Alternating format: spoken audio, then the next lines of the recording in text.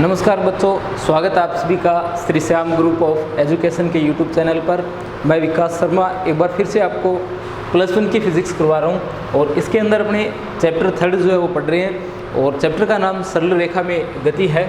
ठीक है, और अगर आप RBSC के नोट्स पढ़ रहे हो या पुरानी बुक पढ़ रहे हो तो उसमें गति के नाम से ये चैप्टर दिया गया है।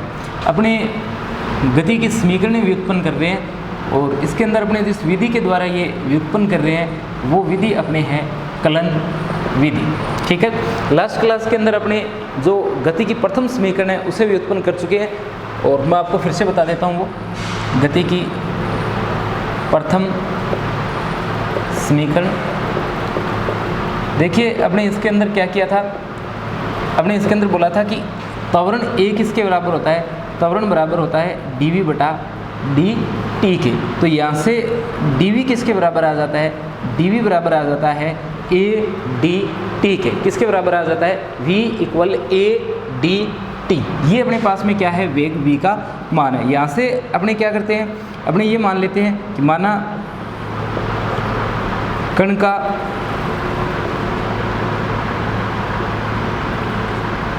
प्रारंभिक वेग स्मॉल u है, कण का अंतिम वेग स्मॉल v है, कण का त्वरण स्मॉल a है और समय स्मॉल t है। तो कण का प्रारंभिक वेग u, अंतिम वेग v, त्वरण स्मॉल a और समय कितना है, स्मॉल t है। अपने को क्या करना है, ये जो ऊपर समीकरण दी गई है इस समीकरण का अपने को करना है समाकलन। तो समाकलन वेग का तो होगा u से v तक और जो आगे अपने टर्म लिख रखी है इसका होगा 0 से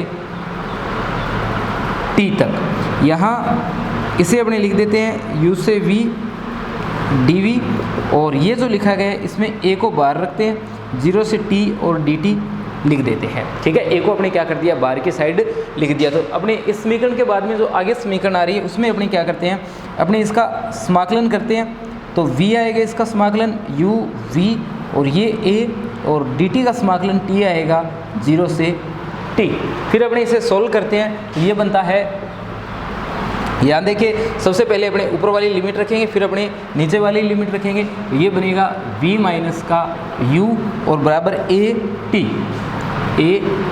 यानी v equal u plus a t, v equal u plus a t। ये अपने पास में क्या है, गति की प्रथम समीकरण है। ठीक है, तो कलन विधि के द्वारा अपने गति की प्रथम समीकरण v equal u plus a t को क्या कर सकते हैं, व्युत्पन्न कर सकते हैं। अब देखिए अपने आगे बढ़ते हैं, अपने बात करते हैं गति की द्वितीय समीकरण की। अपने बात करते हैं गति की द्वितीय समीकरण की। तो गति की द्वितीय समीकरण जो है वो अपने शुरू करते हैं वेग की परिभाषा से। अपने लिखते हैं वेग की परिभाषा से, किससे, वेग की परिभाषा से। वेग v इक्वल ds बटा dt। वेग v किसके इक्वल है, ds बटा dt के इक्वल है। यहाँ से ds किसके इक्वल है, यहाँ से ds किसके इक्वल आ जाता है, ds आ जाता है v dt के बराबर आ जाता है। ठीक है, यहाँ से अपना जो ds है किसके बराबर आ जाता है, v dt के बराबर आ जाता है। इसे मैं समीकरण 2 लगाता हूँ और समीकरण 2 में आप लोग देख सकते हो समीकरण 2 जो लिखी गई है वो लिखी गई है ds इक्वल v dt। यहाँ s क्या है, यहाँ s विस्थापन है, s विस्थापन है, v वेग है और t क्या है, समय है। तो अपने क्या करते हैं, अपने समीकरण 1 से v का मान, समीकरण 1 से v का मान समीकरण 2 में रखने पर आपने क्या बोल दिया, आपने बोल दिया समीकरण 1 से v का मान समीकरण 2 में रखने पर। तो अपने ये आ जाएगा ds इक्वल v की जगह क्या बनता है, v u plus a T बनता है और साथ में क्या आ जाएगा डी टी आ जाएगी, यानी डी एस इक्वल क्या आ जाएगा, यू प्लस ए टी, और गुणा में कौन आ जाएगा, डी टी आ जाएगा। यहाँ से अपने इस समीकरण का समाकलन कर दें तो समाकलन कहाँ से कहाँ तक होगा, सबसे पहले तो अपने यही बात आती है। तो विस्थापन 0 से एस तक, समय टी के सापेक्ष समाकलन किया जा रहा है, तो 0 से टी तक, तो इसका तो समाकलन होगा 0 से एस तक, और इसका समाकलन होगा 0 से टी तक। तो इस साइड तो अपने ज़्यादा कुछ करने की ज़रूरत है नहीं, सिर्फ s आएगा, और 0 से s क्या है, इसकी लिमिट है। आगे देखते हैं अपने इस समाकलन को आपको सोल्व करना है। इसे सोल्व करते समय आप लोग क्या कर दो, इसे दो पार्टों में तोड़ दो, u dt प्लस 0 से t ए टी और dt। ठीक है, फिर से देखिए, अपने इस साइड तो कुछ किया नहीं है, ds का समाकलन सीधा s लिख दिया, परंतु आगे जो लिखा गया है u प्लस ए टी और साथ में क्या है dt, इस समाकलन को मैंने दो पार्ट में तोड़ दिया है। एक तो अपने u dt लिख दिया और एक क्या लिख दिया है, a t और d t लिख दिया, यानी ये वाला जो पार्ट है इसे अपने कितने पार्ट बना दिए, इसे इसके अपने दो पार्ट बना दिए। यानी अब अपने लिख सकते हैं क्या, अपने लिख सकते हैं s बराबर, ये देखिए यहाँ क्या लिखा गया है, या तो इसी लाइन में समाकलन कर दो या थोड़ा आगे और बढ़ा दो, इसे लिख दो s बराबर u 0 से t और साथ में क्या dt। ठीक है, और प्लस आएगा, a को बाहर रखो और 0 से t और dt। ठीक है, अपने यहाँ तो सिर्फ क्या बचा है, अंदर dt बचा है, और इसमें से अंदर किसे रखा है अपने, सिर्फ t और d t को रखा है। समाकलन कर दीजिए अब इसका, ये बनता है s इक्वल u, और ये जो टर्म है इसका समाकलन कितना, t प्लस a, और यहाँ देखिए, यहाँ अपने जब इसका समाकलन करते हैं t का, तो ये बनता है t स्क्वायर बटा 2। क्या बनता है, t स्क्वायर बटा 2 बनता है। समाकलन मैं आपको फिर से बता दूंगा समाकलन कैसे हुआ है। अब अपने क्या करें, इसे सोल्व करें, ये बनेगा s, और यहाँ लिमिट रखें t माइनस का 0 प्लस a, सबसे पहले ऊपर वाली लिमिट t स्क्वायर बटा 2, फिर नीचे वाली लिमिट 0। ठीक है, 0 बटा 2, और यहाँ से ये बन जाता है s ut plus half A T square. आप देख सकते हो इसे, समीकरण 3, तो ये बनता है s equal U T plus half A T square, यहाँ ये बनता है, और ये जो है अपने पास में क्या है, ए टी स्क्वेयर बनता है। ये हमारे पास में क्या है, ये हमारे पास में गति की द्वितीय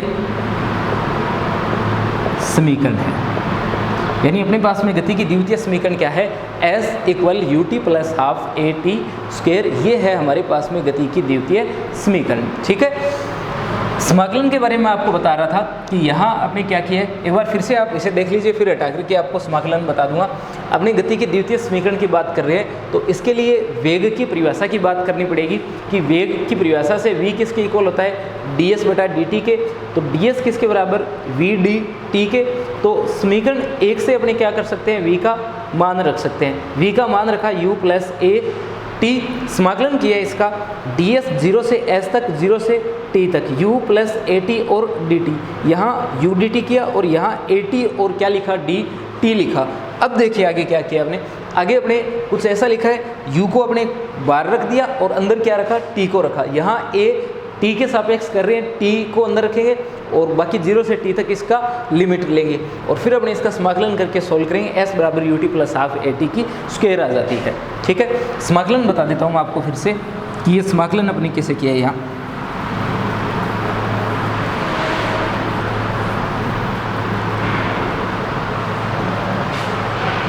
तो समाकलन के बारे में अगर अपने बात करें कि ये समाकलन अपने कैसे किया है, एक तो मैं आपको बता देता हूँ कि जितने भी गणित की टर्म आपकी है, चाहे वो अवकलन हो, समाकलन हो, अदिश गुणा हो, सदिश गुणा हो या कोई अन्य टर्म हो, उन सभी टर्म्स को मैंने जो आपकी पुरानी बुक थी आरबीएससी की, उसका जो चैप्टर 2 था उसके अंदर वो सब बातें एक साथ दे रखी थी। तो मैंने अब भी क्या किया है, आपको वही चैप्टर करवाया ताकि जो मैथमेटिकल टर्म है वो आपकी एक साथ एक चैप्टर में आ जाए, ठीक है। यानी बार बार आपको ऐसा नहीं करना पड़े कि आप लोग अवकलन देख रहे हो तो कहाँ देखोगे, अवकलन का फॉर्मूला देखना पड़ गया तो तीसरे चैप्टर के परिशिष्ट में देखना पड़ जाएगा, अदिश सदिश के बारे में देख रहे हो चौथा चैप्टर देखना पड़ जाएगा। तो ऐसा नहीं करके मैंने एक ही चैप्टर में क्या कर दिया है, जो मैथमेटिकल टर्म जो आपकी थी जैसे पुरानी आपकी बुक में दे रखा है उस हिसाब से मैंने दूसरे चैप्टर के अंदर मैथ के जितने पार्ट आपके आते हैं वो सारी के सारी टर्म जो है वो इसमें रख दिया चैप्टर सेकंड में, ताकि जब भी बायो के स्टूडेंट जो है इसे बाद में पढ़ेंगे तो उन्हें इसी एक चैप्टर के अंदर जो मैथमेटिकल टर्म है वो सारी की सारी एक साथ मिल जाए, ठीक है। इसीलिए ये चैप्टर सेकंड मैंने आपको प्रारंभिक गणितीय संकल्पनाओं के नाम से करवाया है, ठीक है। तो अब अपने बात कर लेते हैं कि ये समाकलन कैसे किया गया है। तो यहाँ अपने एक तो समाकलन किया है 0 से t और dt का, तो ऐसा तो समाकलन अपने कल किया था, ठीक है, ऐसा समाकलन तो अपने कल किया था। वो समाकलन आपको बता देता हूँ 0 से t का t और dt का कि ये समाकलन अपने कैसे किया है। तो इस समाकलन के अंदर आपको फॉर्मूला लगाना है, कौन सा, वही फॉर्मूला x की पावर n का अगर समाकलन करना हो तो क्या करते हो आप लोग, लिखते हो x n+1 बटा n+1। ये फॉर्मूला है अपने पास में, x की पावर n का अगर क्या करना हो, समाकलन करना हो, किसके सापेक्ष करना हो भाई, x के सापेक्ष करना हो। तो फॉर्मूला क्या रहता है, फॉर्मूला रहता है x n+1 और भाग में क्या आता है n+1 आता है। तो अब देखिए यहाँ अपने को क्या करना पड़ेगा, यहाँ समाकलन t का करना है, इस t का समाकलन करना है और किसके सापेक्ष करना है, स्मॉल t के सापेक्ष करना है, यानी t का समाकलन t के सापेक्ष। जैसे यहाँ x का समाकलन x के सापेक्ष, तो t का t के सापेक्ष समाकलन करना है। अब यहाँ क्या लिखेंगे, अपने t लिखेंगे, जैसे यहाँ x लिखा है वैसे यहाँ क्या लिखा आपने, t लिखा, और t की पावर में आपको ये n+1 लिखना होता है। यहाँ n क्या है, आपको क्या लिखना है, t की पावर में n+1 लिखना है, और यहाँ n क्या है, यहाँ n x की पावर है कि x की पावर कितनी है, वो किसका मान है, n का मान है। यहाँ आप लोग देख सकते हो कि t की पावर 1 है, t की पावर कितनी है, 1 है, तो इसे लिखा 1+1 बटा n+1, जो ऊपर लिखा जाता है उसी को फिर से लिखते हैं 1+1, तो ये बनता है t की पावर 2/2, t²/2, जैसा कि मैंने यहाँ लिखा है t dt t²/2, ठीक है। आगे देखो, ये तो आपके समझ में आ ही गया है। यहाँ की बात और बता देता हूँ आपको कि अगर ऐसा करना हो, जैसे यहाँ अपने कुछ है ही नहीं जिसका समाकलन करना हो, तो अगर ऐसी सिचुएशन हो कि आपको सिर्फ ये मिले तो आपको वो चर ही लिख देना होता है जिसके सापेक्ष समाकलन किया जा रहा है। यहाँ किसके सापेक्ष किया जा रहा है, t के सापेक्ष किया जा रहा है, तो आगे क्या लिख दोगे आप लोग, t लिख दोगे। या आप लोग ये तो मान सकते हो, अगर ये आपके नहीं समझ में आता है तो देखिए क्या, आप लोग ये तो कर सकते हो कि यहाँ ये मान लो क्या, t की पावर 0, आप क्या मान सकते हो, या t की पावर 0 मान सकते हो ना, क्योंकि जब यहाँ कोई नहीं है तो इसका मतलब यहाँ पर क्या है, 1 है, यहाँ पर क्या है, 1 लिखा हुआ है, और 1 लिखने का मतलब t की पावर कितनी है, 0। t की पावर, किसी की पावर 0 तो अपने क्या लिखते हैं, उसे 1 लिखते हैं। अब कर दो इसका समाकलन, फॉर्मूला क्या है, x की पावर n+1, n की जगह 0 तो 0+1 अपॉन में 0+1, तो ये t की पावर 1/1 यानी t, ठीक है, और ये क्या है, t है। तो इस प्रकार क्या कर सकते हो आप लोग, इसका समाकलन कर सकते हो। तो समाकलन के बारे में मैंने आपको फिर से बता दिया है, और ये अपने क्या कर लिया, गति की द्वितीय समीकरण को व्युत्पन्न कर लिया है। अब देखिए आगे बढ़ते हैं, अपने बात करते हैं गति की तृतीय समीकरण की। गति की तृतीय समीकरण एक बार फिर से अपने त्वरण की परिभाषा से उसे सॉल्व करेंगे। त्वरण की परिभाषा से ही अपने लिखेंगे गति की तृतीय समीकरण। तो देखिए अपने इसमें क्या करते हैं, अपने इसमें सबसे पहले लिखते हैं गति की तृतीय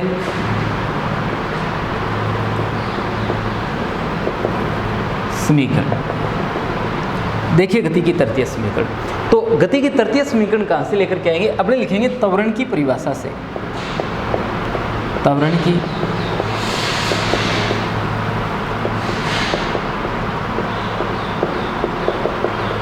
परिभाषा से।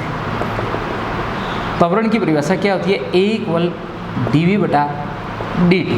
A क्या होता है, dv/dt होता है। ये क्या होता है, अपने पास में त्वरण होता है। यहाँ से आप लोग लिख सकते हो देखिए यहाँ से अपने क्या करते हैं, श्रृंखलन का जो गुण है, अवकलन के जो श्रृंखलन का गुण है, उस श्रृंखलन के गुण को अपने काम में लेते हैं। किसके गुण को काम में लेते हैं? श्रृंखलन के गुण को काम में लेते हैं। श्रृंखलन का गुण अपने को क्या बोलता है?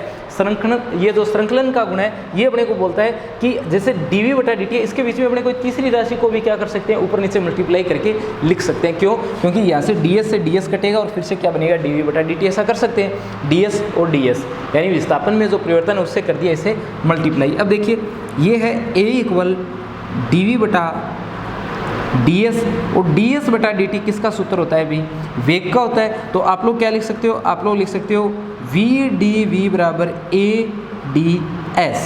क्या लिख सकते हो? v dv लिख दिया मैंने, v dv और a ds, v dv और a ds। यहाँ आप लोग मानो कि वेग के सापेक्ष समाकलन करना है, एक विस्थापन के, तो वही प्रारंभिक वेग मान लो, एक तो u है, एक अंतिम वेग मान लो v है, और विस्थापन s है, और 0 से s की बात कर रहे हैं, प्रारंभिक विस्थापन 0 मान लेंगे और बाद में जो विस्थापन है उसे अपने s मान लेंगे। तो 0 से s तक कर देंगे एक तो, और एक u से v तक कर देंगे। तो इसका करना है आपको समाकलन।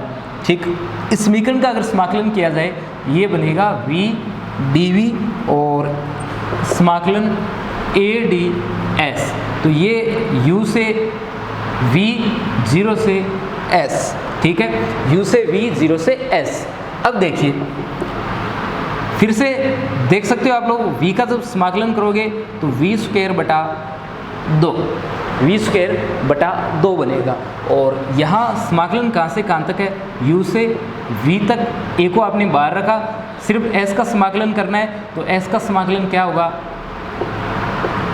इसका, सॉरी, अपने a को बाहर रखोगे तो 1 बचेगा, 1 का आपको समाकलन करना होगा। तो s के सापेक्ष कर रहे हो तो क्या आ जाएगा, वो चर ही आ जाएगा जिसके सापेक्ष समाकलन कर रहे हो। तो ये बनता है, ऊपर वाली लिमिट रखो v स्क्वायर बटा 2 माइनस नीचे वाली लिमिट u स्क्वायर बटा 2 a और s, ठीक है, और बाकी क्या है, 0 है। 2 को कॉमन लेके आगे भेज दो, v square minus u square बराबर 2as, यानी v स्क्वायर बराबर u square plus 2as, v square बराबर u स्क्वायर प्लस 2as। अपने पास में क्या आ जाता है, v स्क्वायर बराबर, कोई समीकरण नंबर लगा लेना इसे, 4 5 6 जो भी लगे, तो v स्क्वायर बराबर u स्क्वायर प्लस 2as। ये हमारे पास में क्या है, ये हमारे पास में गति की तृतीय समीकरण है। तो अपने पास में गति की तृतीय समीकरण क्या बन जाती है, v स्क्वायर बराबर u स्क्वायर प्लस 2as। ये हमारे पास में गति की तृतीय समीकरण है, ठीक है। अब देखिए कुछ एक बातें अपने और कर लेते हैं।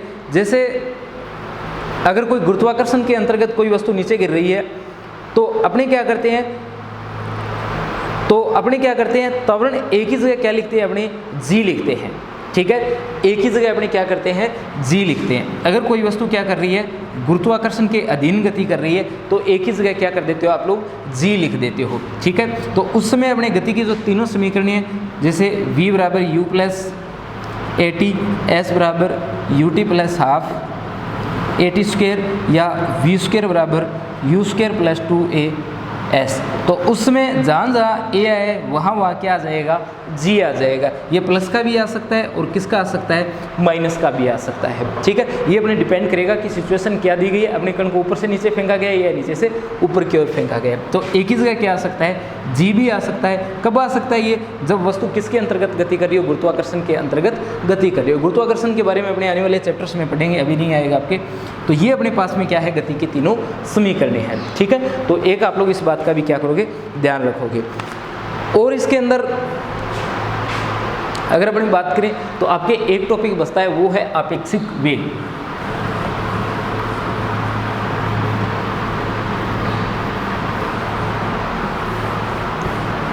गति की समीकरण भी उत्पन्न हो जाती है इसके साथ में। और अब अपने क्या करते हैं, अब अपने चैप्टर का लास्ट टॉपिक जो है वो पढ़ते हैं। अपना टॉपिक है आपेक्षिक वेग। आपेक्षिक वेग, ठीक है। तो अपना जो चैप्टर है इसका लास्ट टॉपिक जो है वो है आपेक्षिक वेग। देखिए अपेक्षिक वेग का क्या मतलब है? अपेक्षिक वेग का मतलब है कि कोई कण जो है उसकी गति की अवस्था का अगर अपने को अनुमान लगाना हो, यानी अपने पास में क्या है, कोई कण है, अपने पास में कोई कण है और इसकी क्या करनी हो, गति की अवस्था का अनुमान लगाना हो, तो इस गति की अवस्था का अनुमान हमेशा अपने क्या करते हैं, किसी अन्य कण या तंत्र के सापेक्ष ही कर सकते हैं। ठीक है, निरपेक्ष रूप से अपने किसी कण की गति की अवस्था का अनुमान नहीं लगा सकते और इसी को अपने क्या कहते हैं, इसी को अपने अपेक्षिक वेग कहते हैं। ठीक है, इसी को क्या कहा जाता है, अपेक्षिक वेग कहा जाता है। ठीक है, यानी अपने कोई भी कण है और कण की अपने क्या करना है, कण की गति का अपने को, गति की अवस्था के बारे में अपने को बताना है, तो अपने क्या कर सकते हैं, कण जो है इस कोई एक कण है, कण की गति की अवस्था के बारे में आपको बताना है, तो आप लोग क्या कर सकते हो, कण की गति के बारे में हमेशा किसी दूसरे कण या किसी तंत्र के सापेक्ष क्या कर सकते हो, कण की गति के बारे में बता सकते हो और इसी को अपने क्या कहा जाता है, इसी को अपने कहा जाता है अपेक्षिक गति। इसके अंदर अपने अपेक्षिक स्थिति का पता लगाएंगे और वेग का भी पता लगाएंगे। तो अपना टॉपिक जो है वो अपेक्षिक गति है, अपेक्षिक गति, और इसके अंदर अपने क्या करेंगे, इसके अंदर अपने स्थिति का भी पता लगाएंगे और इसके अंदर अपने क्या करेंगे, जो हमारे पास में वेग है उस वेग का भी अपने क्या करेंगे, पता लगाएंगे। तो देखिए अपने टॉपिक को कैसे सोल्व करते हैं। सबसे पहले अपने इसके अंदर दो निर्देश तंत्र मानते हैं। अपने इसके अंदर दो निर्देश तंत्र मानते हैं, जैसे ये एक निर्देश तंत्र है हमारे पास में और यहाँ कोई एक कण P है जिसका स्थिति सदिश r वेक्टर है और निर्देश तंत्र S है, ये x है, ये y है और ये क्या है, O है। इसी तरीके से हमारे पास में एक और निर्देश तंत्र है x dash, y dash, s dash और ये क्या है, O डैश है और इसके सापेक्ष इसका जो पोजीशन वेक्टर है वो कितना है, r डैश वेक्टर है और O डैश का जो O के सापेक्ष विस्थापन है वो मान लिया कितना है, वो है r0 वेक्टर। ठीक है, वो कितना है, r0 वेक्टर। तो अपने जो सामने डायग्राम है, इस डायग्राम से क्या लिख सकते हैं, अपने लिख सकते हैं कि जो r वेक्टर है वो किसके बराबर है, वो r डैश प्लस r0 के बराबर है। किसके बराबर है, जो त्रिभुज की बड़ी भुजा है ये r वेक्टर है और ये r डैश प्लस किसके बराबर है, r0 वेक्टर के बराबर है। ठीक है, अब अपने r डैश का अगर मान ज्ञात करना हो तो r डैश वेक्टर अपने किसके बराबर आ जाएगा, r डैश वेक्टर आ जाएगा r vector minus r0 vector के। किसके बराबर आ जाएगा, r डैश बराबर आ जाएगा r vector minus r0 vector के बराबर आ जाएगा। ठीक है, तो ये अपने पास में क्या है, ये अपने पास में एक कण का दूसरे के सापेक्ष स्थिति सदिश है। अगर अपने को वेग का पता लगाना हो तो वेग का पता देखिए अपने कैसे लगाएंगे। वेग का पता लगाने के लिए ये जो समीकरण है, जैसे समीकरण 1 मानूं तो इसका अपने क्या करेंगे, समय t के सापेक्ष अवकलन करने पर, समय t के सापेक्ष अपने क्या कर देंगे, इसका अवकलन कर देंगे। अगर समय t के सापेक्ष इसका अवकलन किया जाता है, ये बन जाता है dr डैश वेक्टर बटा dt और किसके बराबर, dr वेक्टर बटा dt के और साथ में dr0 वेक्टर बटा dt के। ठीक है, और यहाँ से वेग अगर देखें तो ये आता है v डैश वेक्टर जो किसके सापेक्ष है, निर्देश तंत्र o डैश के सापेक्ष है और क्या आ जाता है v वेक्टर जो किसके सापेक्ष है, निर्देश तंत्र के मूल बिंदु O के सापेक्ष है और साथ में क्या आ जाता है, v0 वेक्टर आ जाता है। ये v0 वेक्टर जो है वो किसका वेग है, वो O डैश का वेग है और किसके सापेक्ष है, O का वेग है। यानी आप ये भी बोल सकते हो ये जो वेग है v0 जो अपने है, ये v0 किसका वेग है, इस O डैश का वेग है, किसके सापेक्ष है, O के सापेक्ष है। यानी आप इसे क्या बोल सकते हो, आप बोल सकते हो कि ये निर्देश तंत्र S डैश का वेग है और किसके सापेक्ष है, निर्देश तंत्र S के सापेक्ष क्या है, वेग है। यहाँ से अगर अपने क्या करना हो, अगर अपने यहाँ से त्वरण का मान ज्ञात करना हो तो ये जो समीकरण आई है अपने पास में, समीकरण 2 आई है, इसका फिर से क्या कर देंगे, समय t के सापेक्ष अवकलन कर देंगे। t के सापेक्ष क्या कर देंगे, अवकलन कर देंगे। तो t के सापेक्ष अवकलन करने पर ये बनता है dv डैश बटा dt बराबर dv बटा dt और माइनस dv0 बटा dt। ये बनता है a डैश बराबर a और माइनस का a0 वेक्टर। ठीक है, तो ये अपने क्या कर सकते हैं, निर्देश तंत्र के अंदर त्वरण के रूप में इस समीकरण को लिख सकते हैं। यहाँ से फिर से वही बात आ जाती है कि अगर अपने क्या हो, अगर हमारे पास में ये तो आपको पता ही है निर्देश तंत्र एस डैश के अंदर त्वरण है, ये एस के अंदर, और ये a0 जो है वो क्या है, निर्देश तंत्र एस डैश का निर्देश तंत्र एस के सापेक्ष त्वरण है। अगर निर्देश तंत्र एस जो है वो क्या कर रहा है, नियत वेग से गति कर रहा है। किस वेग से गति कर रहा है, नियत वेग से गति कर रहा है। अगर नियत वेग से गति कर रहा है निर्देश तंत्र एस डैश किसके सापेक्ष, एस के सापेक्ष, तो उसमें क्या आएगा, उसमें आएगा a डैश बराबर a, यानी उसमें a0 वेक्टर जो है वो यहाँ से क्या हो जाएगा, हट जाएगा, और हमारे पास में ये जो बचेगा वो क्या बचेगा, a डैश वेक्टर, और बराबर क्या आ जाएगा, a वेक्टर आ जाएगा। ठीक है, इसी तरीके से अपने अगर क्या हो, कोई वस्तु है और वस्तु a के सापेक्ष b की अगर स्थिति का पता लगाना हो, अपने को क्या करना हो, हमारी पास में कोई दो वस्तुएं हैं a और b, और दोनों वस्तुएं क्या कर रही है, एक अलग अलग नियत वेग से गति कर रही है, यानी a और b हमारे पास में क्या है, दो वस्तुएं, और ये दोनों वस्तुएं जो है वो क्या कर रही है, नियत वेग va व vb से गति कर रही है, और x एक्स के अनुदिश इनका जो स्थिति सदिश है वो क्या है, xa और xb है। तो अपने लिखेंगे कि वस्तु a के सापेक्ष b की स्थिति, a के सापेक्ष b की स्थिति, ये आएगा xba बराबर xb माइनस xa। इसी तरीके से a के सापेक्ष b का वेग अगर आपको ज्ञात करना हो, ये आएगा vba बराबर vb माइनस va। क्या आएगा, vba equal vb minus va, और ऊपर जो आपने लिखा है ये है a के सापेक्ष b जो है उसकी स्थिति। ठीक है, तो इस तरीके से अपने क्या कर सकते हैं, इन सब को लिख सकते हैं। ठीक है, ये अपनी स्थिति आ जाती है, और ये जो है अपने क्या आ जाता है, वेग आ जाता है। ठीक है, तो a के सापेक्ष b की स्थिति अगर अपने को लिखनी हो तो क्या लिखेंगे, xb, और किस में से किसे घटा देंगे, xb में से xa को घटा देंगे, और यहाँ अपने क्या करेंगे, यहाँ अपने ये लिखेंगे भी b के सापेक्ष a का वेग, b के सापेक्ष a का वेग लिखना हो तो लिखेंगे vba vb माइनस का va। तो ये अपने क्या आ जाता है, आपेक्षिक वेग आ जाता है। यहाँ ये जो अपने टर्म लिखी है ये तो अपने बाद में काम में लेंगे। आपको टॉपिक ये कहाँ तक याद रखना है ये बता देता हूँ।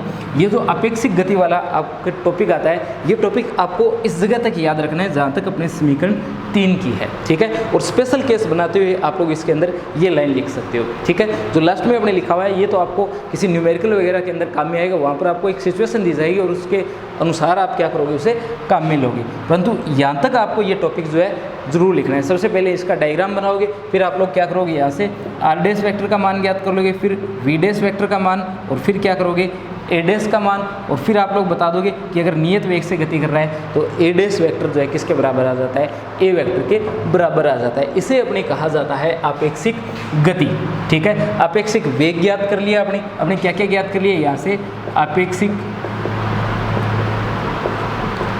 वेग ज्ञात कर लिया, और इसी तरीके से आपेक्षिक त्वरण का मान जो है वो ज्ञात कर लिया। और ये अपने को बताता क्या है, आपेक्षिक गति जो है, आपेक्षिक गति अपने को बताती है अगर अपने को किसी भी कण की गति के बारे में या किसी भी कण की अवस्था का अगर बताना हो तो वो हमेशा क्या कर सकते हैं, किसी दूसरे कण के सापेक्ष या किसी निर्देश तंत्र के सापेक्ष व्यक्त कर सकते हैं। यही क्या कहलाती है, अपनी आपेक्षिक गति कहलाती है। ये वही बात है जैसे मैंने एक बार पहले भी आपको बताया था, जैसे ये मार्कर है, अगर मैं बताऊँ कि ये 1 मीटर दूरी पर है, मैं इसे क्या बता रहा हूँ, 1 मीटर दूरी पर है, तो ये अपने पास में कोई सार्थक बात नहीं है कि ये 1 मीटर दूरी जो वो किससे है, अपने को पूरी बात बोलनी पड़ेगी जाएगी कि ये जो मार्कर है इसकी बोर्ड से जो दूरी है वो कितनी है, 1 मीटर है, या जो अपने पास में ये जो छत है इससे अपने क्या बोलते हैं कि इसकी दूरी जो है 2 मीटर या 3 मीटर है, या जो अपनी जो धरातल है उससे इसकी दूरी कितनी है, 1 मीटर दूरी है। ठीक है, तो अपने ये स्थिति, वेग, ये सारी बातें क्या करते हैं, हमेशा किसी दूसरे कण के सापेक्ष या किसी दूसरे निकाय के सापेक्ष या अपने किसी निर्देश तंत्र के सापेक्ष व्यक्त करते हैं। अपने सुविधाजनक कौन रहता है, निर्देश तंत्र रहता है, कॉपी में अपने निर्देश तंत्र ही क्या करते हैं, बनाते हैं। तो ये अपने टॉपिक है आपेक्षिक वेग। ठीक है।